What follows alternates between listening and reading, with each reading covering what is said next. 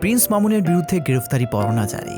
জনপ্রিয় টিকটকার তারকার প্রিন্স মামুনের বিরুদ্ধে আদালত গ্রেফতারি পরোয়ানা জারি করেছে। মামুনকে পলাতক আসামি হিসেবে বিবেচনা করে এই পরোয়ানা জারি করা হয়েছে। এ বিষয়ে প্রিন্স মামুন নিজেও বিষয়টি নিশ্চিত করেছেন। তিনি জানান, তার বিরুদ্ধে একটি মামলাও দায়ের করা হয়েছে। পরোয়ানার কপিতে দেখা যায় প্রিন্স মামুনের বিরুদ্ধে ফৌজদারি বিধি ৩২৩, ৩০৭ ও ৫০৬ ধারায় মামলা করা হয়েছে। মামুন জানান, গত ডিসেম্বরে মাঝরাতে লায়লার সঙ্গে একটি ভুল বোঝাবুঝির ঘটনা ঘটে, যা হাতাহাতিতে পরিণত হয়েছিল। এই ঘটনাকে কেন্দ্র করেই আইনিভাবে মোকাবেলা করতে হবে। যিনি মামলা করেছেন তিনি মামলা তুলে নেবেন বলেছিলেন, তাই আমি হাজিরা দেইনি। হাজিরা না দেওয়ার কারণেই আমার বিরুদ্ধে এই পরোয়ানা জারি করা হয়েছে। এদিকে লায়লার সঙ্গে যোগাযোগ করা হলে তিনি বলেন, কোনো মামলার গ্রেফতারি পরোয়ানা জারি হয়েছে কিনা সে ব্যাপারে আমি কিছুই জানি না। এই বিষয়ে আমার কোনো মন্তব্য নেই। রিজন আহমেদ, সবার কথা, ঢাকা।